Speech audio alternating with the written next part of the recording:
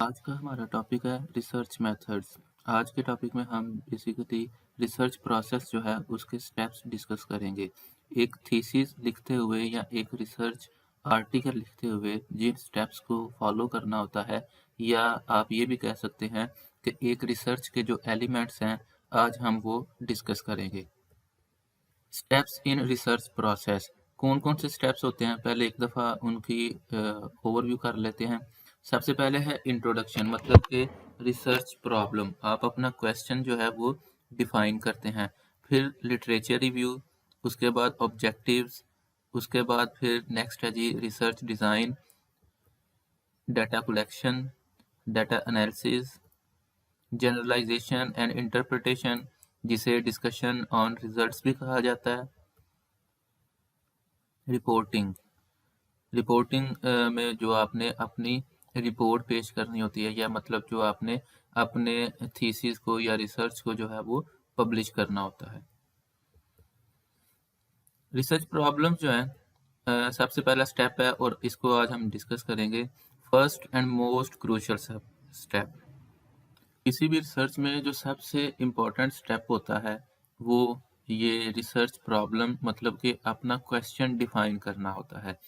और most of the time लोग इसको सीरियस नहीं लेते, या इसको ऐसे ही समझा जाता है जस्ट रैंडमली कोई क्वेश्चन पिक किया और उस पे काम शुरू कर देते हैं। हालांकि अगर आपने रॉन्ग क्वेश्चन जो है वो पिक कर लिया, रॉन्ग डोमेन से कोई आपने टॉपिक ले लिया, तो आपके लिए वो बाद में रिसर्च प्रॉब्लम जो आपने डिफाइन करनी है वो इटसेल्फ एक प्रॉब्लम बन जाएगी।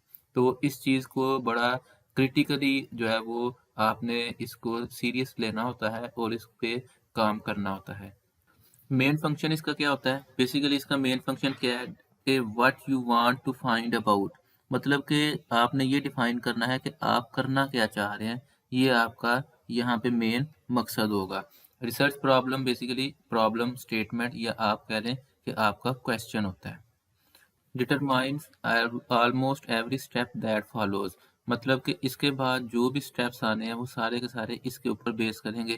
लिहाजा आपने इसको बड़ा अच्छे तरीके से अपना रिसर्च क्वेश्चन जो है वो डिफाइन करना है। और जो इसके बारे में डिफरेंट लोग अपनी राय देते हैं उसमें से जो मतलब ये कहा जाता है कि जितना अच्छा आपका रिसर्च क्वेश्चन होगा उतनी अच्छी आपकी रिसर्च होगी। और जितना आपका रिसर्च क्वेश्चन आप अच्छे से, मतलब ये नहीं कि वो बड़ा कोई हार्ड फेवरेट टॉपिक हो, मतलब ये कि वो क्वेश्चन जितना एक्सप्रेसिव होगा उतना आपके लिए इजी होगा। आगे हम इसको मज़ीद जब डिस्कस करेंगे फिर आपको अंदाज़ा होगा कि ये कितना इम्पोर्टेंट स्टेप है। सोर्स ऑफ रिसर्च प्रॉब्लम्स, अब ये है कि आपने जो रिसर्च प्रॉब्लम डिफाइन करनी है वो कहाँ से आप उसको, वो आइडियाज कहाँ से ले सकते हैं, या वो रिसर्च प्रॉब्लम्स कहाँ से आती है। Research problems revolves around 4 P's। 4 P's क्या है जी? People, problems, programmes, phenomena. मतलब आपकी जो रिसर्च प्रॉब्लम है वो इन 4 चीज़ों के अराउंड ही जो है वो रिवॉल्व करेगी। मतलब कि वो लोगों के अबाउट कोई रिसर्च हो सकती है, किसी प्रॉब्लम के अबाउट, प्रॉब्लम कोई सर्टेन इशू, किसी भी इशू, जैसे आजकल कोरोना वायरस की वैक्सीनेशन का बड़ा प्रॉब्लम चल रहा है, तो ये भी इस पे आप जो रिसर्च करेंगे। फिर है जी प्रोग्राम। प्रोग्राम होता है कि किसी किस्म का कोई आप इवेंट या फंक्शन या कोई भी इस तरह की आप कह लें कोई एक्टिविटी है उसको इवेलुएट करते हैं। और फिर फिनोमिना, फिनोमिना का मतलब है कि कोई ऑलरेडी एग्जिस्टिंग कोई थ्योरी है, कोई हाइपोथेसिस है, कोई इस तरह की स्टेटमेंट है, उसके ऊपर जो आप रिसर्च करेंगे वो फिनोमिना कहलाएगी। In practice, most research studies are based upon at least a combination of 2 P's. Mostly वो कहता है कि 2 P's यूज होते हैं। 2 P's का मतलब क्या है कि एक प्रॉब्लम, जैसे मैं आपको एग्जांपल देता हूँ कि कोई, जैसे हम कहते हैं कि जी कोरोना वायरस का इम्पैक्ट इन पाकिस्तान, तो जो पाकिस्तान में आप इम्पैक्ट चेक कर रहे हैं तो वो उसमें लोग भी आ गए और उसमें प्रॉब्लम भी आ गई। इस तरह की जो होता है, मतलब ये कि वो कह रहा है कि आम तौर पे एक की बजाय दो या दो से ज़्यादा जो आप कह लें ये पीस हैं वो आपकी प्रॉब्लम स्टेटमेंट का हिस्सा होते हैं। आगे हम एग्जांपल्स देखेंगे, वहाँ पे ये चीज़ मैं आपको फिर से एक्सप्लेन करूँगा। एस्पेक्ट्स, किसी भी रिसर्च के जो है वो दो एस्पेक्ट्स होते हैं, एक स्टडी पॉपुलेशन और एक सब्जेक्ट एरिया। मतलब कि जिस इन्वायरमेंट में आपने स्टडी करनी है, उस एनवायरनमेंट की मतलब स्टडी पॉपुलेशन मतलब कि किस एनवायरनमेंट में आप स्टडी कर रहे हैं, और सब्जेक्ट एरिया किस टाइप की जो है वो आप रिसर्च या किस टाइप की आप स्टडी करना चाह रहे हैं। Study population, the researcher collects information about them, मतलब जिनके अबाउट आपने रिसर्च करनी है वो स्टडी पॉपुलेशन होती है, आप उनके अबाउट इंफॉर्मेशन कलेक्ट करते हैं, और वो कोई भी हो सकता है। और मोस्टली क्या होते हैं जी, लोग, पीपल, और पीपल में भी क्या, वो कोई इंडिविजुअल भी हो सकता है, वो कोई ऑर्गेनाइजेशन हो सकती है, वो कोई ग्रुप ऑफ पीपल हो सकता है, किसी एक खास कम्युनिटी के अबाउट हो सकता है। तो कोई भी मतलब लोगों में के अबाउट जो है वो आप जो रिसर्च करते हैं, तो वो जो लोग होते हैं वो आपकी स्टडी पॉपुलेशन कहलाती है। सब्जेक्ट एरिया क्या है कि प्रॉब्लम, कि किस किस्म की प्रॉब्लम जो आप जिसके ऊपर आप रिसर्च करना चाह रहे हैं वो सब्जेक्ट एरिया होगी। इसी तरह से प्रोग्राम, के जिस हवाले से आप स्टडी करना चाह रहे हैं, रिसर्च करना चाह रहे हैं। फिनोमिना, के जिस फिनोमिना के अबाउट, जैसे फिनोमिना में क्या होता है कि किसी चीज़ का कॉज एंड इफेक्ट, कि ये चीज़ इतनी बढ़ेगी तो क्या असरअंदाज होगा। जैसे अगर फिर अगेन मैं एग्जांपल आपको कोविड-19 की दूं कि कोरोना वायरस का इकोनॉमी पे क्या असर है, तो ये एक फिनोमिना रिलेटेड जो है वो आप कह लें कि रिसर्च होगी। तो मतलब ये है कि जो फर्स्ट पी है, पीपल, वो आपका आप कह सकते हैं स्टडी पॉपुलेशन है, और जो अगले नेक्स्ट 3 पीज हैं वो आपका सब्जेक्ट एरियाज होते हैं। You can examine the professional field of your choice in the context of the 4 P's in order to identify anything that looks interesting. वो कहता है आप इन 4 P's में से कोई भी चूज कर सकते हैं। तो जो पीछे बात हुई थी कि आप मिनिमम 2 P's जरूर चूज करते हैं, तो वो यही देखें ना, एक तो आप चूज करेंगे यहाँ से स्टडी पॉपुलेशन से, मतलब लोगों से, कि एक वो चाहे कोई सिंगल पर्सन है, कोई ऑर्गेनाइजेशन है, या ग्रुप्स हैं, या कम्युनिटी है, जो भी है, आप इनमें से चूज करेंगे कि इन लोगों पे मैं रिसर्च कर रहा हूँ, और फिर आप उसके बाद आप बताएंगे कि जो आप रिसर्च कर रहे हैं इन लोगों पे, वो ये वाली टाइप की है, वो इस टाइप की है, या इस टाइप की है। तो इसका मतलब है कि एटलीस्ट 2 पीस तो आप जरूर चूज करेंगे, एक पीछे वाला वो मस्ट है, और एक इनमें से, 2 भी हो सकते हैं इनमें से, तो लेकिन एटलीस्ट 2 जो है वो आप ज़रूर चूज़ करते हैं। और यही वो चीज़ है जो अभी हमने इससे पिछली स्लाइड पे डिस्कस की थी।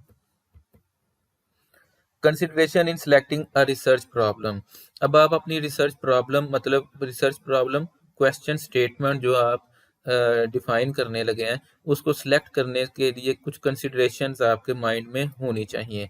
और वो कंसिडरेशंस का क्या आपको फ़ायदा होता है, ये देखें, कहता है these help to ensure that your study will remain manageable.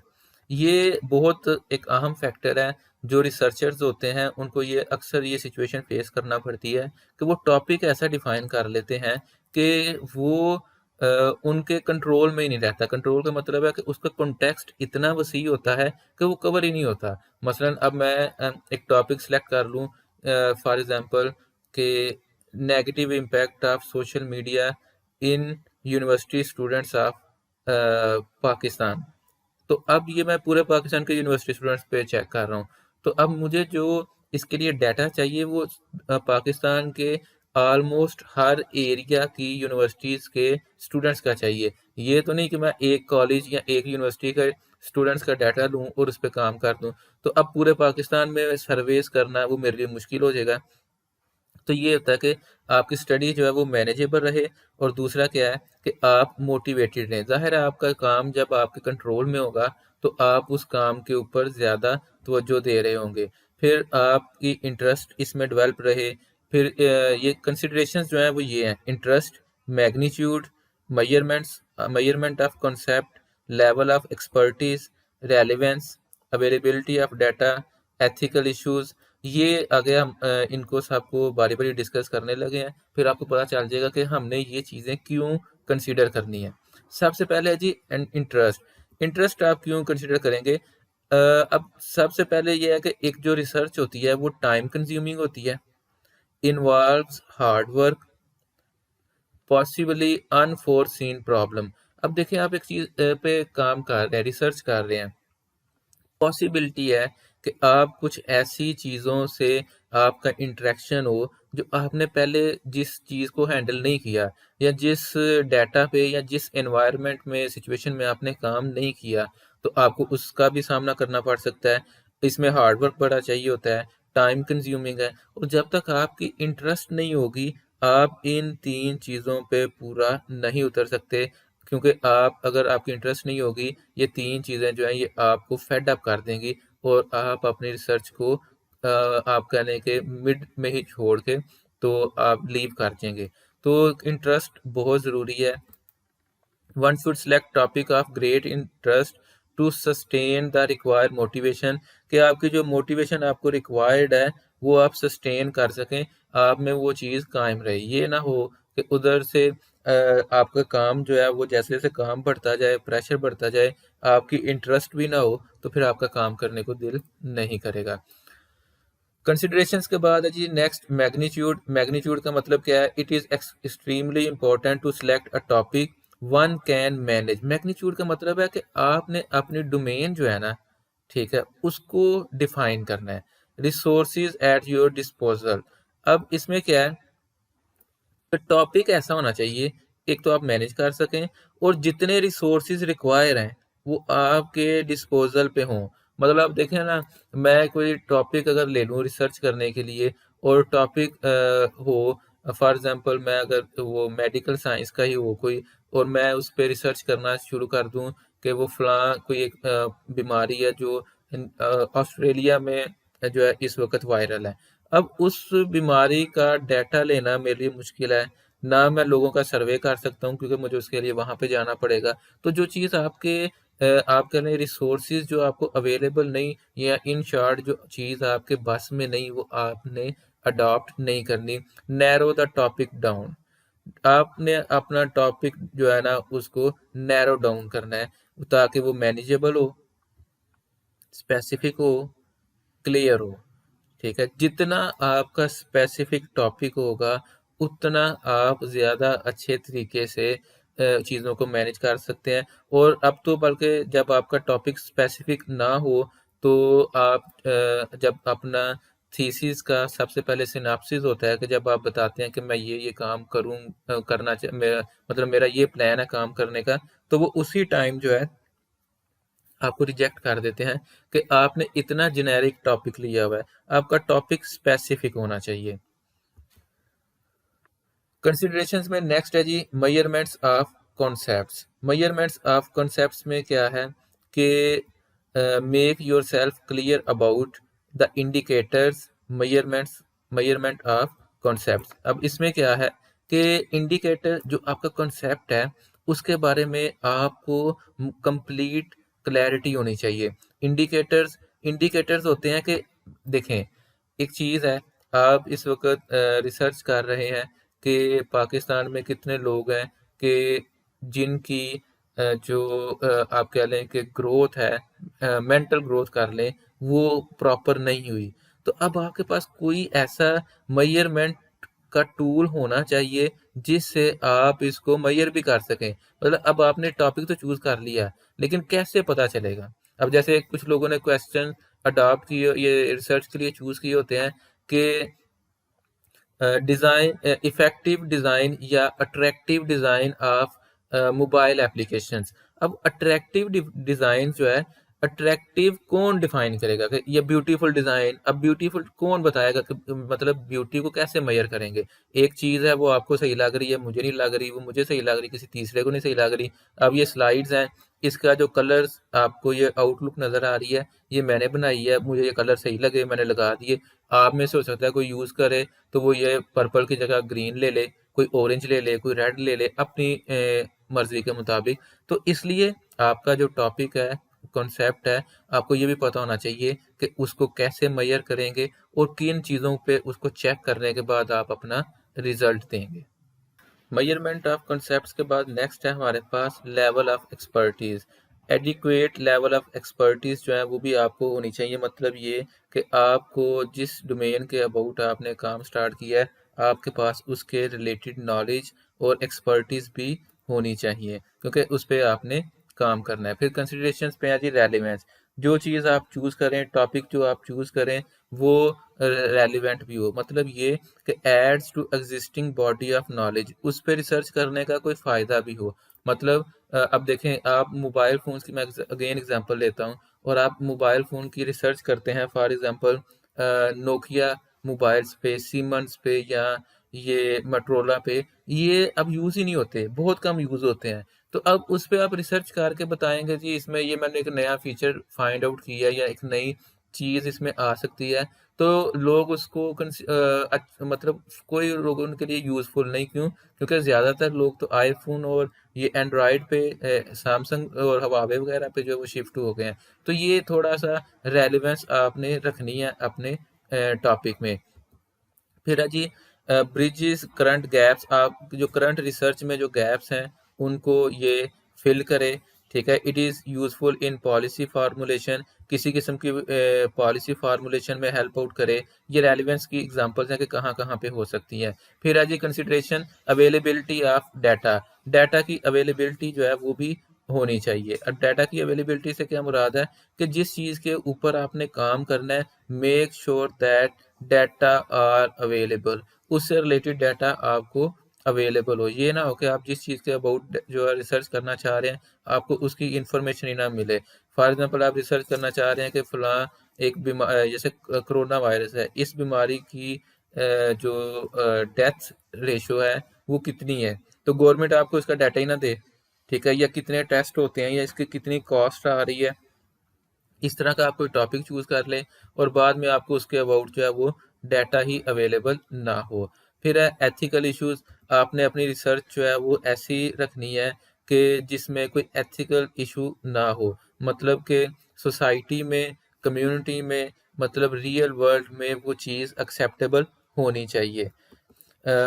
मतलब जैसे ये मेंशन किया हुआ है, how ethical issues can affect the study population. अब देखें, अब इसमें कई ऐसी चीज़ें हैं, आप सर्वे कर रहे हैं फॉर एग्जांपल इकोनॉमी के लिहाज से गुर्बत पे, और आपने लोगों से क्वेश्चंस करने हैं, और आप लोगों से मतलब ज़ाहिर है आपने सर्वे करना पड़ेगा, और सर्वे करते हुए आप लोगों से पूछें कि आप इतने बुरे हालात हैं आपके, आप ये वो, तो लोगों की चांसेस हैं कि फीलिंग्स हर्ट हों। तो आप इस तरह का कोई टॉपिक या नहीं चूज़ करेंगे जिससे स्टडी पॉपुलेशन, मतलब वो जो लोग जिन पे आपने स्टडी करनी है, उन पे कोई एथिकल इश्यूज का कोई इफेक्ट हो। और मतलब एथिक्स को आपने सामने रखते हुए इस पे काम करना है। तो अब जो बातें हमने डिस्कस की उनका रीकैप है कि हमने क्या-क्या चीज़ें डिस्कस की, कि आपने अपना इंटरेस्ट रखना है, मैग्नीट्यूड आपको पता होना चाहिए कि आपका टॉपिक कितना वसीह है। फिर आपको ये पता होना चाहिए कि आप अपने टॉपिक को मेज़र कैसे करेंगे, रिज़ल्ट्स कैसे निकालेंगे। फिर आपकी उस चीज़ में लेवल ऑफ एक्सपर्टीज़ होनी चाहिए, आपकी उसके अंदर रेलिवेंस होनी चाहिए, उसकी उस रिसर्च का मतलब कोई फ़ायदा भी हो दुनिया में, और फिर उससे रिलेटेड डाटा की अवेलेबिलिटी होनी चाहिए, और एथिकली वो चीज़ जो है वो एक्सेप्टेबल होनी चाहिए। कोई उसके करने में रिसर्च करने में कोई एथिकल इशू ना आए। फिर है जी steps in formulation a research problem. अब रिसर्च प्रॉब्लम आपने जो वो तो थे, उसमें क्या चीज़ें आपने कंसीडर करनी है, नज़र मद्देनज़र रखनी है। अब आप स्टेप्स क्या लेंगे। It is assume that the researcher has a reasonable knowledge in the broad subject area within which study is to be undertaken। कहता है ये तो एक अंडरस्टूड सी बात है कि जो रिसर्चर जिसने रिसर्च करनी है उसके पास एक रीजनेबल लेवल ऑफ नॉलेज होना चाहिए, जिस सब्जेक्ट एरिया पे वो काम कर रहा है। ठीक है, उसके अबाउट उसको अच्छा खासा नॉलेज होना चाहिए। तो उसके बाद क्या है जी, identify a subject area of interest. अब उसमें से अपने एरिया ऑफ इंटरेस्ट का कोई सब्जेक्ट जो है वो चूज करें। फिर उसके बाद क्या है, dissect the broad area into sub areas. वो जो आपका मेन एरिया है, मसलन आपकी डोमेन, अब आप जोलॉजी के स्टूडेंट्स हैं, आपकी डोमेन जो है वो फॉर एग्जांपल कोई कहता है जी मेरी प्योर जोलॉजी है, कोई कहता है मैंने एंटोमोलॉजी देखनी है, कोई कहता है कि मैं बायोकेमिस्ट्री में जाना चाह रहा हूँ। जो आपकी डोमेन है ना, उसका अब सब एरियाज में कि उसमें आगे कौन सी चीज़ आपने देखनी है। फिर उस जो आपने सब एरिया बना लिया, फिर उसमें वो देखना है आपने क्या कि select what interest you the most. अब उसमें भी फर्दर कि क्या चीज़ आपने चेक करनी है। अब जैसे आप फिशरीज का कोई टॉपिक लेते हैं, तो जुआलॉजी आपका एरिया था, उसमें आप फिशरीज में गए। अब फिशरीज में भी आपके पास ऑप्शन है कि अब आप क्या करेंगे। आप उनकी ग्रोथ को चेक करना चाह रहे हैं, आप उनके अंदर जो डाइजीज़ हैं उनको चेक उनके ऊपर बात करना चाह रहे हैं, आप एनवायरनमेंट किस तरह से उन पे असरअंदाज हो रहा है आप इस पे बात करना चाह रहे हैं। ये सारी चीज़ें इसमें आएंगी। और फिर उसके बाद है रेस रिसर्च क्वेश्चन। और इन ऊपर जो आपने ये सारी बातें मेंशन की हैं, इन चीज़ों को सामने रखते हुए फिर आप अपना रिसर्च क्वेश्चन जो है वो बनाएंगे। Formulate objectives. और ऑब्जेक्टिव्स का मतलब क्या है कि आपका जो रिजल्ट जो कंक्लूजन आनी है वो भी आप साथ डिफाइन करते हैं। मतलब कि ये मेरा क्वेश्चन है और इसका ये रिजल्ट आएगा। मतलब आपने अगर ये बताना है कि जी इनको क्या क्या डाइजीज़ इसमें आती है, तो या किस चीज़ का क्या कॉज एंड इफेक्ट है, वो सारी चीज़ें आप इसमें डिफाइन करेंगे। और फिर है जी असेस योर ऑब्जेक्टिव्स। आप अपने ऑब्जेक्टिव्स जो हैं, जो आपने सोचा है कि मैंने ये फाइनल काम करना है, इन चीज़ों को फिर असेस कर लें। असेस करने का मतलब क्या है कि एक दफ़ा जैसे रिवाइज करना होता है, ताकि आपको क्लियर हो जाए कि जो चीज़ अब आपने फाइनल सिलेक्शन की है ये बिल्कुल एक्यूरेट है, या इसमें वो जो पीछे हमने पॉइंट्स देखे थे कंसिडरेशन वाले, वो सारे इसके ऊपर जो है वो पूरे हो रहे हैं, ये हर चीज़ पे पूरा उतर रही है। फिर आप उससे आगे जो है वो नेक्स्ट स्टेप में मूव करते हैं। अब हम रिसर्च क्वेश्चन जो है उनकी एग्जांपल्स लेंगे कि आमतौर पे रिसर्च क्वेश्चंस लोग कैसे चूज़ करते हैं, कौन से उनमें से ठीक हैं और कौन से उनमें से ज़्यादा बेहतर हैं। ठीक है, अब देखें, एक है जी too narrow. What is childhood obesity rate in Phoenix. ठीक है, एरिजोना ये एक उनकी स्टेट है। उसमें वो कहता है चाइल्डहुड ओबेसिटी रेट जो है वो क्या है। ये एग्जांपल है रिसर्च क्वेश्चन की जो बहुत नैरो है। एक है जी देखें, this is too narrow because it can be answered with a simple statistic. Question can be answered with yes और no, should also be typically be avoided. मतलब ऐसे भी क्वेश्चन ही चूज करने जो बिल्कुल सिंपल हों, जो कि यस और नो में किया जाए। अब जैसे आप अज्यूम कर लें, क्वेश्चन है जी what is literacy rate in Sialkot, what is literacy rate in Lahore. अब लिटरेसी रेट जो है वो लाहौर में 80% है, सियालकोट में फॉर एग्जाम्पल 90% है। तो ये तो जस्ट एक सिंगल लाइन में इसका आंसर आ गया। तो इतना नैरो क्वेश्चन भी नहीं होना चाहिए। फिर है एक है less narrow. How does education level of parents impact childhood obesity rates in Phoenix. अब देखें ये थोड़ा सा, अब जो जिस बंदे ने रिसर्च करनी है, ओबेसिटी रेट जो है वैसे तो हो सकता है वो पहले आप गूगल करें तो आपको पता चल जाए जी 49%। लेकिन अब आपका असल रिसर्च वाला काम ये है कि आपने साथ इस वेरिएबल को भी डिस्कस करना है कि जो पेरेंट्स हैं इनकी एजुकेशन का चाइल्डहुड ओबेसिटी के ऊपर जो है वो क्या इम्पैक्ट पड़ रहा है। अब ये कॉज एंड इफेक्ट वाला एक सिलसिला हो गया। This question demonstrates the correct amount of specificity and the results would provide the opportunity for an argument to be formed। मतलब देखें ना, अब आप कोई आर्गूमेंट कोई दलील दे सकते हैं, आप इस पे कोई रिसर्च करेंगे, फिर बताएंगे कि अगर पेरेंट्स जो हैं उनकी एजुकेशन लेवल जो है वो 10th ग्रेड तक है, तो उनके चाइल्डहुड जो बचपन है, ये जो बच्चे हैं उनके ऊपर जो है वो उनका जो ओबेसिटी रेट है वो क्या है। और अगर कोई ग्रेजुएट है, कोई पोस्ट ग्रेजुएट है, तो इस तरह से पता चल जाता है। इस तरह से आपके पास ना एक स्टेटमेंट कोई देने के आप काबिल हो जाएंगे कि मेरा जो है वो मेरी फाइंडिंग्स ये हैं कि मैंने ये चेक किया है कि इस तरह के पेरेंट्स के जो बच्चे हैं वो इस तरह की बिहेव करते हैं, इस एजुकेशन लेवल के जो पेरेंट्स हैं उनके बच्चों का ये बिहेवियर होगा। फिर है जी अनफोकस्ड एंड टू ब्रॉड। अब कई क्वेश्चन ऐसे होते हैं जो टू ब्रॉड है। अब जैसे the effects of childhood obesity in United state, अब आप पूरे अमेरिका में, यूनाइटेड स्टेट्स में आपने क्वेश्चन चूज कर लिया है, ना आपको इसका एग्जैक्ट डाटा मिल रहा है, ना आपको इसकी वो कि आप सारा एरिया कवर कर सकते हैं, और ना ही आपकी रिसर्च इतनी इफेक्टिव होगी, क्योंकि देखें जब आपका एरिया बड़ा है फिर आपको सैम्पल डाटा ज़्यादा चाहिए, और जब सैम्पल डाटा ज़्यादा चाहिए तो वो आप रिसोर्सेज जो है हो सकता है कि वो आपकी डिस्पोजल पे ही ना हो, वो आपकी पहुंच से बाहर हो। तो इतना ब्रॉड आप क्वेश्चन जो है वो नहीं लेते, क्योंकि ये मतलब कि इस चीज़ में ये बताया कि आपने ये नहीं, इस तरह का क्वेश्चन नहीं ले रहे ना कि इम्पैक्ट ऑफ आप कह लें कि इकोनॉमी या impact of politics in education sector in Pakistan, ये इतना मतलब आपने ब्रॉड टॉपिक नहीं लेना, इसको थोड़ा सा आपने लेस नैरो करें। अच्छा जी, ये एक अनफोकस था, मतलब जिसमें कोई नहीं पता कि क्या और क्यों हमने जो चीज़ चेक करनी है। मोर फोकस्ड में क्या है, हाउ डज चाइल्डहुड ओबेसिटी को relate with academic performance in elementary school children. अब क्या क्या चीज़ें चेक हो रही हैं जी, childhood obesity, academic performance, elementary school children, तीन चीज़ें आपस में अब डिस्कस हो रही हैं कि स्कूल चिल्ड्रन, एलिमेंट्री स्कूल, फिर उसके बाद उनकी परफॉर्मेंस, और उसको रिलेट किया गया है चाइल्डहुड ओबेसिटी से।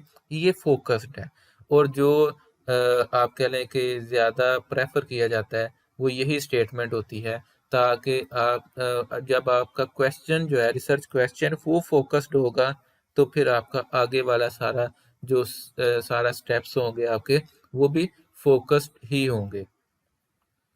This question has a very clear focus for which data can be collected, analyzed and discussed. अब देखिए आपको पता चल गया आपने डाटा कहाँ से कलेक्ट करना है, स्कूल से कलेक्ट करना है, एलिमेंट्री स्कूल से करना है, और किस किस्म का डाटा कलेक्ट करना है, उनकी एकेडमिक परफॉर्मेंस कलेक्ट करनी है। तो ये आपको चेक करना, उसको कलेक्ट करना, एनालाइज करना, डिस्कस करना, ये काम आपके करने ईजी हो जाएंगे। जब ये काम करना आपके लिए आसान होगा तो इसके ऊपर फिर आपको रिजल्ट्स में जो है वो इससे डिडक्ट करने वो भी इजी होंगे।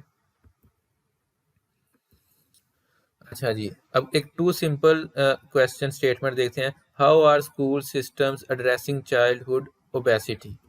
The information can be obtained without the need to collect unique data. The question can be answered with a simple online search and does not provide an opportunity for analysis. एक तो ये कि आपको इसके बारे में सारी इन्फॉर्मेशन ऑनलाइन मिल जाएगी, दूसरा ये कि इसके ऊपर फिर आप एनालिसिस नहीं कर सकते।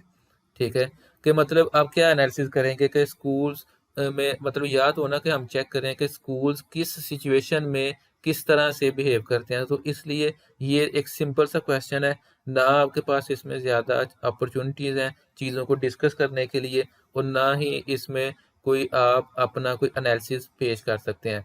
फिर एक कम्प्लेक्स देख लेते हैं। What are the effects of intervention program in the elementary schools on the rate of childhood obesity among third to sixth grade students? अब ये कॉम्प्लिकेटेड हो गया। लास्ट एक हमने क्वेश्चन पिछले स्लाइड पे देखा था, उसमें क्या था कि एक इंटरवेंशन प्रोग्राम, एलिमेंट्री स्कूल्स और चाइल्डहुड ओबेसिटी, ये तीन चीज़ें जो थी इन पे हम फोकस कर रहे थे। अब कम्प्लेक्स हो गया, कम्प्लेक्स किस तरह से हो गया कि इसमें उन्होंने ये भी साथ ऐड कर दिया है कि third to six grade students को भी मतलब उन पहले तो स्कूल चिल्ड्रन, उनमें से एलिमेंट्री, और उनमें से भी फिर थर्ड से सिक्स ग्रेड। तो ये एक कॉम्प्लिकेटेड स्टेटमेंट है। ठीक है, तो बेसिकली हम क्वेश्चंस की टाइप्स देख रहे हैं, simple, complex, narrow, too narrow, या जनरल जो क्वेश्चंस होते हैं। This question is more complex, requires both investigation and evaluation which will lead the research to form an argument that may be discussed. तो मतलब ये कि इसमें कम्प्लेक्स है, आपको इन्वेस्टिगेशन एंड इवेल्युएशन करनी पड़ेगी। इन्वेस्टिगेशन में तो आप पहले तो पूछेंगे ना सारी इंफॉर्मेशन, तो अब आपको इवेल्युएशन का मतलब है इस डाटा जो कि आपने एलिमेंट्री स्कूल का डाटा लिया है, इसमें से भी आपको जो है वो ये 6 और 3 to 6 ग्रेड का जो डाटा है, इसको अलग करना पड़ेगा, इवैल्यूएट करना पड़ेगा। तो ये थोड़ा सा कॉम्प्लिकेटेड काम है, और फिर जाके आप कोई ऐसा आर्गुमेंट, आप आर्गुमेंट का मतलब होता है कोई अपनी स्टेटमेंट जो आपने रिजल्ट देना है, वो उस काबिल होंगे कि आप कोई आर्गुमेंट पेश करें जिस पे कोई फिर बहस हो सके। अब जी आपके लिए एक टास्क है कि आपका जो भी डिपार्टमेंट है, ठीक है, आप या जो भी आप डोमेन जिस पे आप रिसर्च करना चाह रहे हैं, आप उस पे एक डोमेन सेलेक्ट करें। ये कुछ एग्जांपल्स मेंशन है। उसके बाद आप उसका कोई एक टॉपिक सिलेक्ट करें कि जी मैं इस टॉपिक पे ये रिसर्च करना चाह रही हूँ। मतलब मकसद ये नहीं कि आपने रिसर्च करना है, मकसद ये है कि आपको रिसर्च स्टेटमेंट जो है या रिसर्च क्वेश्चन जो है वो आपको बनाना आ जाए। तो ये हमारा जो है वो पहला स्टेप था ये रिसर्च मेथड्स का, जिसमें हमने अपना रिसर्च क्वेश्चन जो है वो डिफाइन करना होता है। स्टेप नंबर 2 है हमारे पास लिटरेचर रिव्यू। स्टेप 1 था जिसमें हमने अपनी प्रॉब्लम स्टेटमेंट जो है वो डिफाइन की। स्टेप नंबर 2 है लिटरेचर रिव्यू। लिटरेचर रिव्यू को हम 3 हिस्सों में डिवाइड करेंगे अपने इस टॉपिक को डिस्कस करने के लिए। पहले तो हम इसकी बेसिक्स देखेंगे कि लिटरेचर रिव्यू क्या होता है। फिर हम स्टेप्स देखेंगे, जो स्टेप्स इन्वॉल्व होते हैं लिटरेचर रिव्यू करने में, और उसके बाद फिर लिटरेचर रिव्यू आप अपनी थीसिस का या रिसर्च का हिस्सा कैसे बनाते हैं, इसको देखा जाएगा। बेसिक्स देखते हैं। लिटरेचर रिव्यू क्या होता है? अ literature review is a list of books and journal articles on a specific topic grouped by theme and evaluated with regard to your research।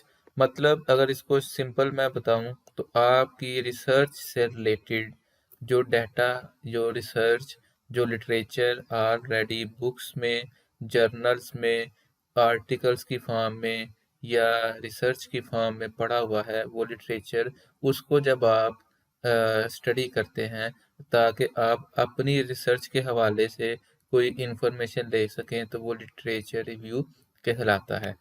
ठीक है। अब जर्नल्स वो होता, आप कह रहे हैं कि मैगजीन जैसे होते हैं ये, जिनमें आप अपने रिसर्च आर्टिकल्स पब्लिश करवाते हैं।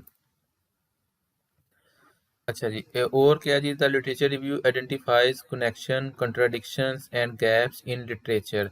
मतलब होता क्या है लिटरेचर रिव्यू में?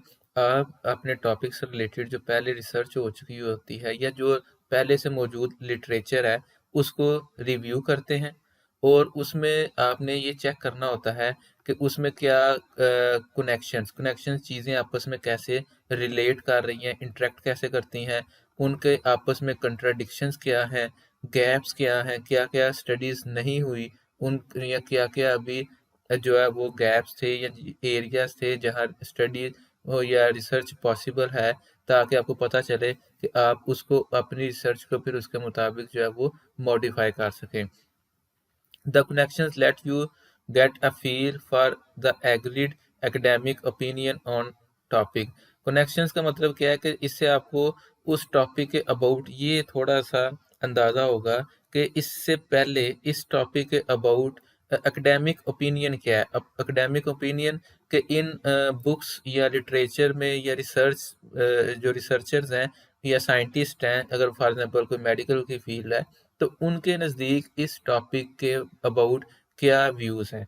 कंट्राडिक्शंस जो होती हैं शो करती हैं आपको डिसएग्रीमेंट्स ऑन टॉपिक्स, कि कौन से लोग हैं जो इसके हक में नहीं हैं, या कौन से लोग हैं जो इसको किसी नेगेटिव वे में डिस्कस करते हैं या देखते हैं।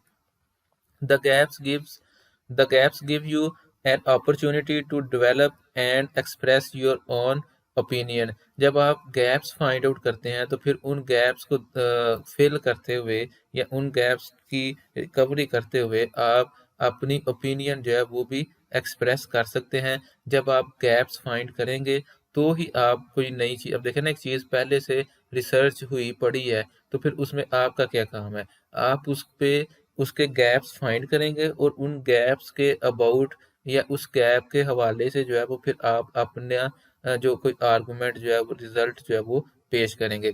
The gap also identify the areas that need further research. मतलब कि गैप्स जो हैं वो ये बताते हैं, उनसे आपको क्लियर हो जाएगा कि कौन से एरियाज हैं जहाँ पे अभी आपके पास रिसर्च की गुंजाइश है। The literature review therefore also is an account of what has been published in relation to your research objective. ये जो लिटरेचर रिव्यू है, ये बेसिकली आपको ये बताता है कि आपने जो रिसर्च क्वेश्चन या रिसर्च ऑब्जेक्टिव या रिसर्च प्रॉब्लम डिफाइन की है, उससे रिलेटेड कौन सा डाटा ऑलरेडी मार्केट में अवेलेबल है या डाटा जो है वो पब्लिश हो चुका है। The review is organised around your research question and sub question. ये जो आपकी रिसर्च क्वेश्चन होता है, इसका सब क्वेश्चन भी होता है। ये हम जो है वो अलग एक टॉपिक में डिस्कस करेंगे कि रिसर्च क्वेश्चन के सब क्वेश्चन या प्रॉब्लम स्टेटमेंट की सब स्टेटमेंट क्या होती है।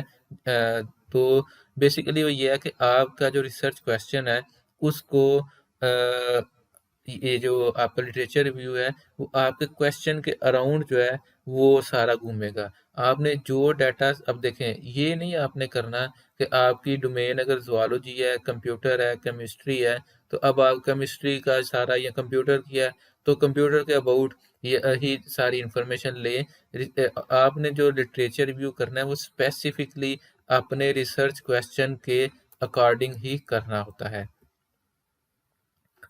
अच्छा जी, अब ये कि लिटरेचर रिव्यू करना कैसे है, ये तो बेसिक्स तो हमने देख ली कि हमने जो है अपने टॉपिक से रिलेटेड डाटा जो है पहले से जो रिसर्च हो चुकी है या किसी भी किस्म का डाटा जो लिटरेचर उसके जर्नल्स की फॉर्म में या बुक्स की फॉर्म में पड़ा है, उसको देखना है। लेकिन करना कैसे है लिटरेचर रिव्यू के जी, ये स्टेप्स हैं। पहले तो ये है कि आप अपना टॉपिक चूज़ करेंगे। वो टॉपिक आपने चूज़ कर लिया होगा। वो जब आप प्रॉब्लम स्टेटमेंट चूज़ करते हैं तो आप अपना टॉपिक चूज़ कर चुके होते हैं कि आपने क्या काम करना है। उसके बाद क्या है, आपने कलेक्ट रेलिवेंट मटेरियल, उससे रिलेटेड जो मटेरियल है वो आपने रिसर्च करना है, कलेक्ट करना है। और कलेक्ट करने का क्या तरीका है, आप गूगल पे जाके और एक चीज़ ये भी कि जो आपने रिसर्च पेपर सिलेक्ट कर ये डाउनलोड करने होते हैं, तो वो आप गूगल से नहीं डायरेक्ट करते, बल्कि गूगल स्कॉलर एक सेपरेट इसकी समझ लें एक सर्च इंजन है, वहाँ से आप करते हैं। तो वहाँ पे आपको आप जो टॉपिक लिखेंगे उससे रिलेटेड आपको सारी की सारी जो इंफॉर्मेशन है वो रिसर्च आर्टिकल्स की फॉर्म में ही मिलेगी। जब आप रेलिवेंट मटेरियल कलेक्ट कर लेंगे, उसके बाद आपने क्या करना है, रीड और स्किम। ठीक है, स्किमिंग कैसे होती है अभी हम डिस्कस कर लेते हैं। आर्टिकल को आपने जो आपने डाउनलोड किया है उसको आपने पढ़ना होता है। रीड और स्किम्स के बाद स्किमिंग के बाद नेक्स्ट जो है वो आपने अपने जो ग्रुप आर्टिकल्स बाय थीम, मतलब आपने अब देखें मैं आपको एग्जांपल बताता हूँ एक रिसर्च क्वेश्चन की, कि फॉर एग्जांपल मेरा क्वेश्चन है कि चैलेंजेस इन सॉफ्टवेयर डिज़ाइनिंग। मैं सिंपल आपको बताने लगा हूँ।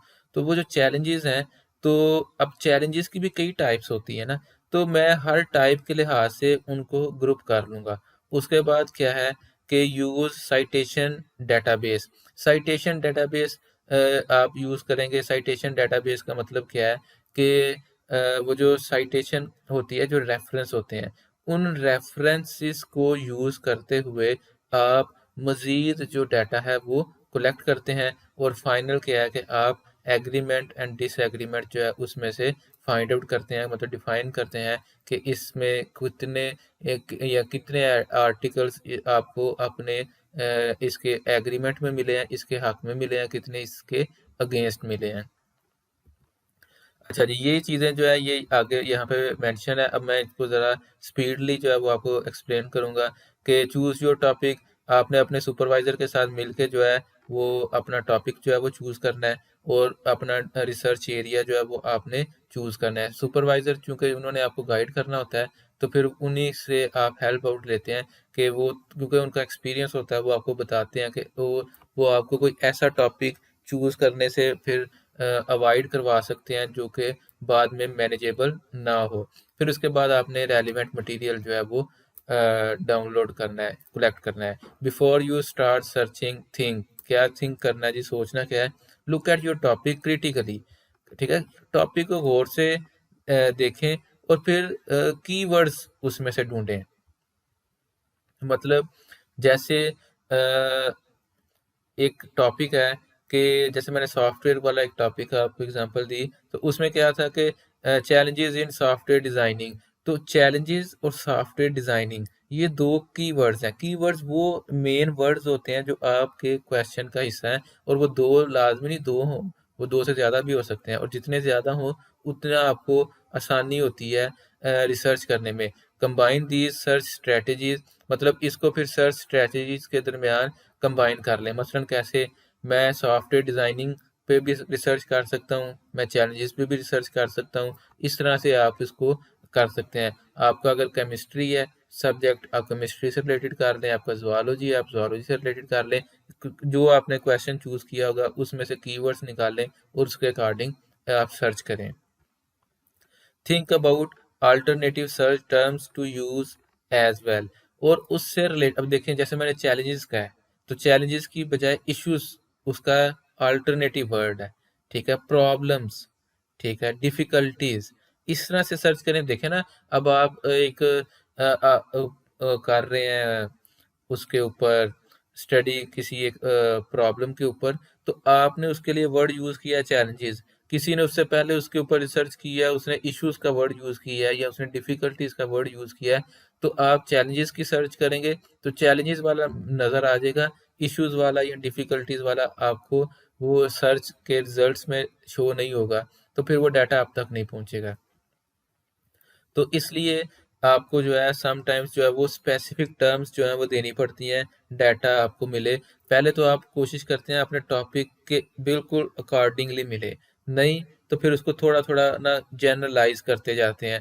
ठीक, आहिस्ता आहिस्ता मतलब उसको वसी करते जाते हैं कि वसी वाला थोड़ा सा मिल जाए। मसलन आपको इंफॉर्मेशन चाहिए कि लाइक लाहौर में ये कितने रेस्टोरेंट्स हैं, या चले रेस्टोरेंट्स वाला जो है वो थोड़ा और तरह से हो जाएगा। हम ये कर लेते हैं कि जो लाइक लाहौर में जो है वो कोरोना वायरस के कितने पेशेंट्स हैं। अब आपको इसकी अगर डिटेल नहीं मिल रही, तो आपको एक आर्टिकल नहीं मिल रहा इसके अबाउट, तो आप सर्च कर लें पाकिस्तान के, आप उसको ना ज़रा जनरलाइज कर लें। तो जब आप जनरलाइज करेंगे तो उसमें चांसेस है कि उसके अंदर कहीं ना कहीं मेंशन हो कि जी ये पाकिस्तान में जो है इतने पेशेंट्स हैं, जिसमें से कराची में इतने हैं, लाहौर में इतने हैं, कोयटा में इतने हैं। तो आपको आपकी आपका जो टॉपिक है उससे रिलेटेड डाटा मिल गया।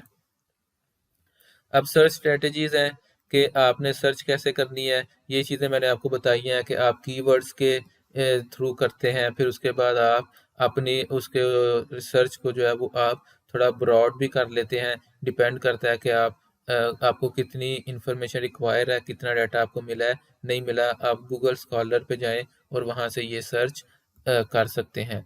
फिर उसके बाद सर्च स्ट्रेटजीज में अब मैंने जो कहा कि कीवर्ड्स को मिलाएं। जैसे आपका एक कीवर्ड है चैलेंज और एक है सॉफ्टवेयर, तो आप कीवर्ड और दो कीवर्ड्स जो हैं सॉफ्टवेयर चैलेंजेस, इसको सर्च कर लें। ठीक है, मैंने एक आपको एग्जांपल दी कि कोरोना वायरस इन लाहौर, तो कोरोना वायरस और लाहौर इसको कंबाइन फॉर्म में दोनों लफ्ज इकट्ठे लिख के आप सर्च कर लें। ठीक है, फिर इसी तरह से ये है कि अब आपका क्वेश्चन है कि डिटेल, या आपका ये है कि study on current and recovered patient of corona virus in Lahore. अब आपके पास तीन वेरिएबल है, एक तो लाहौर जो कि आपका डाटा सेट है, एक आपके ये है जी के जो करंटली पेशेंट्स हैं और जो रिकवर हो गए हैं। तो तीन चीज़ें हो गई। तो अब आप इसको इस तरह से भी सर्च कर सकते हैं कि एक दफ़ा तो आप लाहौर के साथ सर्च करें करंट पेशेंट्स, ठीक है, दूसरी दफ़ा आप लाहौर के साथ सर्च करें रिकवर्ड पेशेंट्स। तो क्या होगा कि आपको चांसेस हैं कि मतलब मैं जो चीज़ समझाना चाह रहा हूँ वो ये है कि अगर आपके दो से ज़्यादा कीवर्ड्स हैं तो आप उनको बारी बारी डिफरेंट कम्बिनेशंस के साथ जो है वो सर्च कर सकते हैं।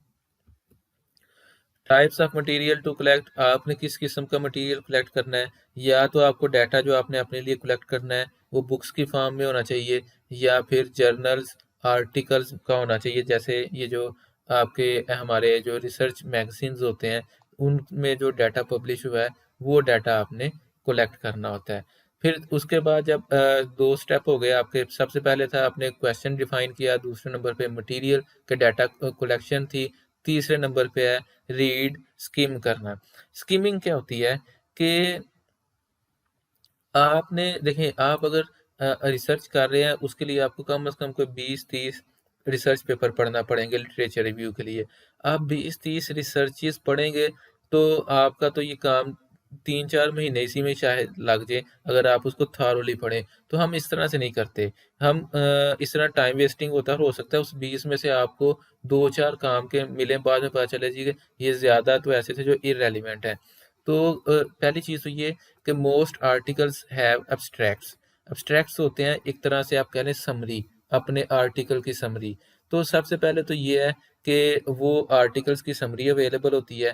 फिर नेक्स्ट है जी, you are not looking for every article ever written. मतलब ये कि अब ये भी नहीं कि आपको अपने टॉपिक से रिलेटेड 100 रिसर्च पेपर मिले हैं और आपने 100 के 100 ही जो है वो देखने हैं।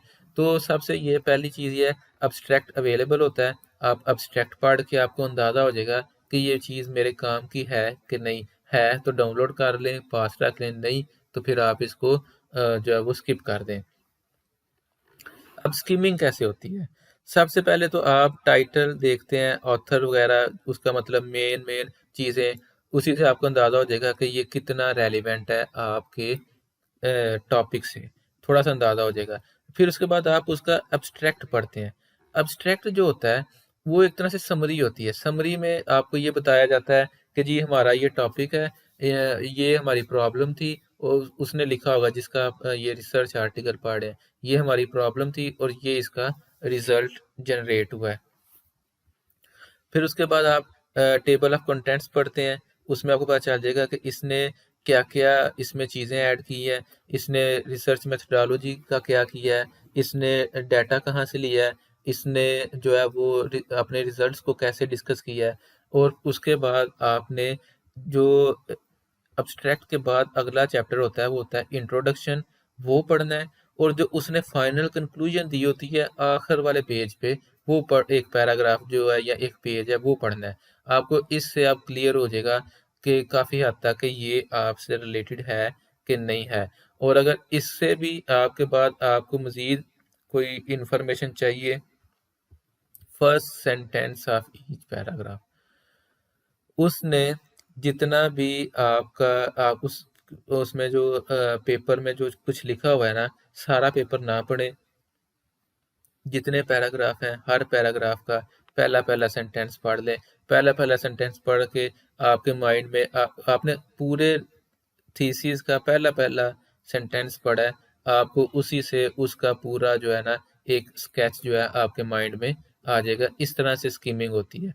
उसके बाद क्या है जी, आपने टॉपिक्स को, जो आपने टॉपिक्स मतलब उसमें से चीज़ें पढ़ के आपने फाइंड आउट की होती हैं, बेहतर होता है कि आप उसे नोट करें। पेपर पे नोट कर लें, कंप्यूटर पे नोट कर लें, उनके बारे में आप एक कोई टेबल बना लें, कोई लिस्ट बना लें कि इसमें ये चीज़ें मैंने देखी हैं। वो चाहे आप इंग्लिश में लिखें, उर्दू में लिखें, किसी लैंग्वेज में लिखें, आपको याद रहे कि ये चीज़ें आपने कैसे इसको किया। जैसे ये यहाँ पे देखें, अब उसने क्या किया है, उसने सबसे पहले एक रिसर्च पेपर लिया है, उस रिसर्च पेपर का सबसे पहले ऑथर नेम लिखा है, उसका क्या पर्पस था स्टडी का, वो लिखा है। उसके बाद उसने मेथोडोलॉजी जो अपनाई वो लिखी। उसके बाद उसने क्या सैंपल क्या लिया, कितने लोगों से उसने डाटा लिया वो लिखा।